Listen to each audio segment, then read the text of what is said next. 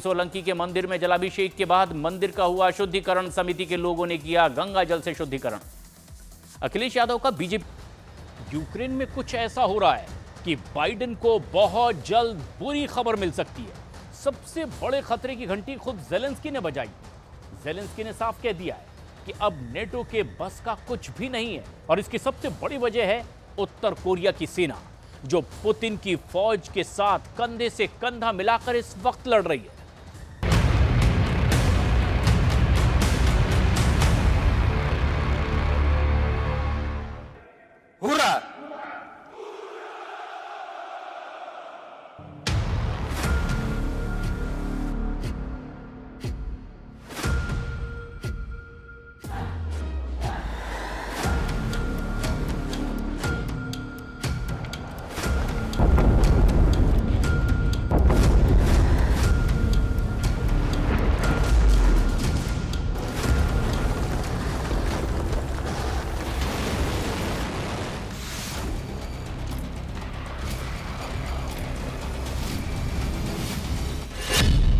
Putin और किम का operation Kursk शुरू।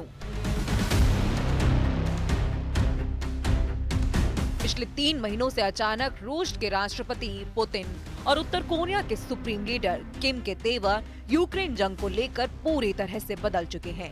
अब पूरी दुनिया जान चुकी है कि उत्तर कोरिया के 10 से 12,000 सैनिक रूस की तरफ से जंग करने के लिए उतर चुके हैं। आज हम आपको ये दिखाने जा रहे हैं कि कैसे पुतिन ने किम को मोहरा बनाकर जेलेंस्की के यूक्रेन का कुर्स्क से सफाया करना शुरू कर दिया है। पहले आप 3 तस्वीरों से ये जान लीजिए कि पुतिन ने रूसी इलाके कुर्स्क से ही यूक्रेनी सेना पर उत्तर कोरिया के सैनिकों से हमला करवाना क्यों तय किया है।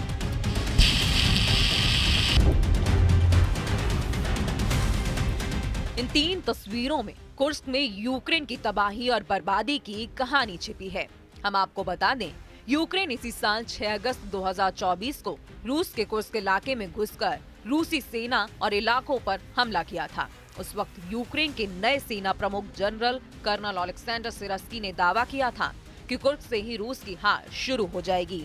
लेकिन 60 दिन के बाद ही पुतिन ने कुर्स्क में ऐसा पलटवार किया कि यूक्रेनी सेना अपने बंकर और मोर्चे छोड़कर भाग खड़ी हुई। पहली तस्वीर में पुतिन के कुर्स्क बदले की पूरी डिटेल छपी है, जबकि दूसरी तस्वीर में कुर्स्क में उत्तर कोरिया के सुप्रीम लीडर किम ने जंग में अपने सबसे माहिर 8,000 लड़ाकों को उतार दिया है।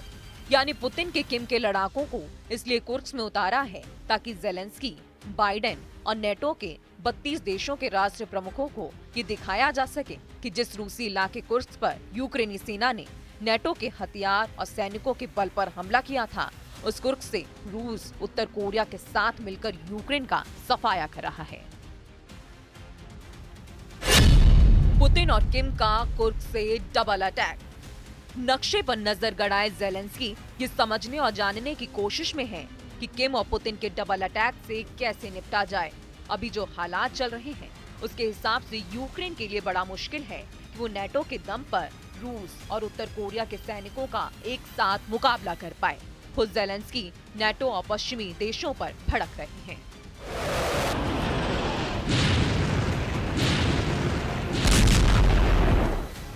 इस वीडियो में जेलेंस्की ने दक्षिण कोरियाई टीवी चैनल KBS पर भड़कते हुए कहा है कि उत्तर कोरियाई सैनिकों ने अभी तक युद्ध में भाग नहीं लिया है, लेकिन उन्हें उम्मीद है वे ऐसा करेंगे और ये महीनों में नहीं दिनों में होगा।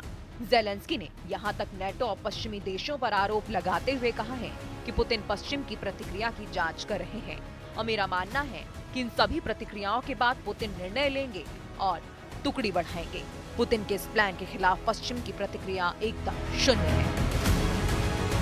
The voice of Western partners, the voice of global South and China is not so loud as it has to be now about North Korean contingent on the territory of Russia. I think it's very dangerous. It opens the new page in this war. Putin और किम के plan से Zelensky बुरी तरह से घबरा गए हैं।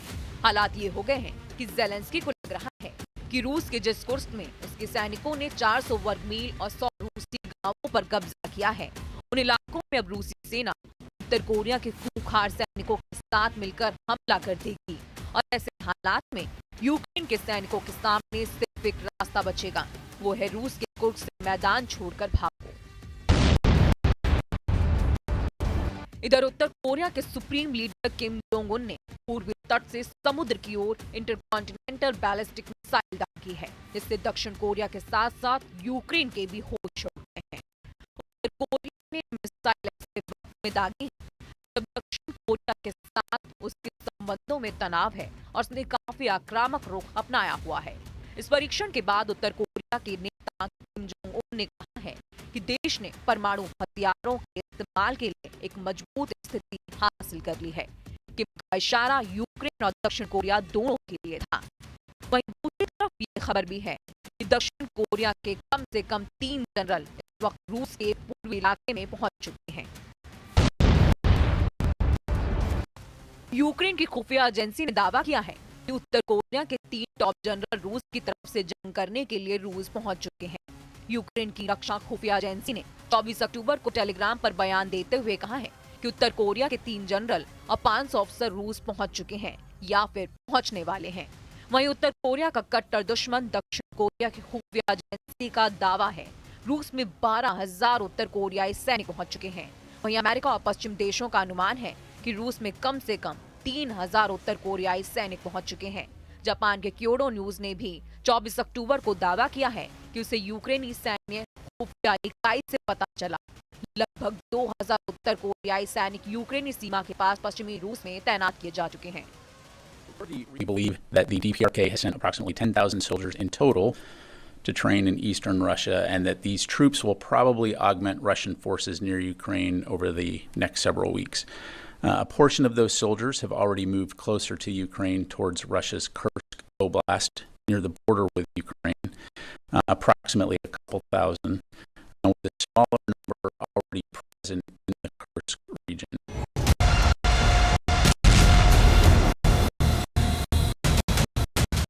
उत्तर Korea के supreme leader Kim Jong Un का ये वीडियो देखिए जिसमें वो अपने सैनिकों, कमांडरों और टॉप जनरलों को यूक्रेन जंग के बारे में ब्रीफ कर रहे हैं।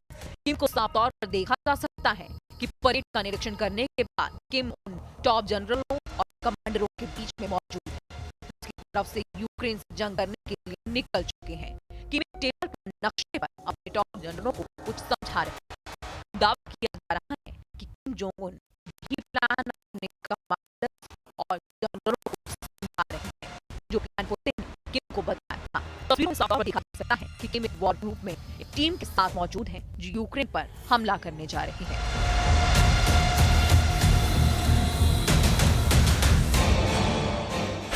गुप्त अड्डे पर यूक्रेन पर हमले की तैयारी।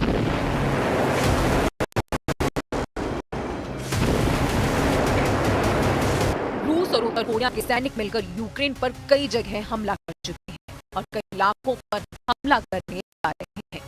खबरों के मुताबिक रूसी रक्षा मंत्री यूनुस बेगोव को उत्तर कोरिया के कमांडर और सैनिकों के साथ प्लान बनाने को कहा गया। उत्तर कोरिया के सैनिकों को रूसी सर्दियों के कपड़े, बारूद दिए गए हैं। यूक्रेन ने भी दावा किया है कि पहली उत्तर कोरियाई इकाइयां कुर्स्क के रूसी क्षेत्र में अग्रिम पंक्ति पर पहुंच चुकी है। Ескалації російської агресії проти України, велика загроза її масштабування та виходу за теперішні межі та par la Russie de ce conflit vers l'Asie. Mais si je puis dire, ce serait la confirmation que la Russie de Vladimir Poutine peine terriblement à percer les défenses et la résistance ukrainienne. रूस Ukraine की जमीन पर कब्जा करेगा और कब्जाई जमीन पर उत्तर Korea के नागरिक बसाए जाएंगे। किम को अच्छी तरह से पता है कि यूक्रेन के जिन इलाकों पर रूस कब्जा कर रहा है वहां गेहूं के साथ साथ कई फसलों की बम्पर पैदावार होती है। इसलिए रूस ने उत्तर कोरिया से कहा कि हम यूक्रेन के डोनेट्स्क और लुहांस्क पर कब्जा करने जा रहे हैं। अब आप उत्तर कोरिया के नागरिकों को डोनेट्स्क और लुहांस्क में बसा दें, इससे पुतिन को होगा कि उसे कब्जा बनाए रखने के लिए डोनेट्स्क और लुहांस्क में अपने सैनिकों की बहुत कम जरूरत रह जाएगी और तानाशाह किम को यूक्रेन का उपजाऊ इलाका भी मिल जाएगा। यानी अब रूस यूक्रेन के डोनेट्स्क और लुहांस्क पर कब्जा करेगा और मौज उड़ाएंगे उत्तर कोरिया के नागरिक। 우크라이나의 평화 회복과 재건을 위한 양국의 공동 노력도 강화해 나가기로 했습니다. 우리 정부는 지난해 우크라이나 평화 연대 이니셔티브를 발표한 바 있습니다. इस वक्त यूक्रेन के साथ साथ अमेरिका और नेटो के 32 देश पूरी तरह से बौखला गए हैं। पुतिन और किम का एक साथ जंग में उतरना यूक्रेन जंग को तीसरे विश्व युद्ध में धकेल चुका है। हैरानी की बात तो ये है, जंग को लेकर तानाशाह किम जोंग उन में जबरदस्त जोश दिखाई दे रहा है। जरा ये ताजी तस्वीरें देखिए। उत्तर कोरिया के सुप्रीम लीडर किम जोंग उन ने घातक मिसाइल अड्डों का दौरा किया और दावा किया है कि अमेरिकी खतरे को देखते हुए उत्तर कोरिया अपनी सभी तरह की मिसाइलों को युद्ध में उतारने के लिए तैयार कर रहा है। किम ने यहाँ तक संकेत दे दिए हैं कि उन्हें आने वाले दिनों में परमाणु जंग का खतरा नजर आ रहा है। तानाशाह किम की इन ताजा तस्वीरों को देखने के बाद से अमेरिका और दक्षिण कोरिया काफी ज्यादा खौफ में आ चुके हैं। सुप्रीम पावर रूस के साथ उत्तर कोरिया का यूक्रेन जंग में कूदना न सिर्फ यूक्रेन बल्कि दक्षिण कोरिया, अमेरिका और नेटो की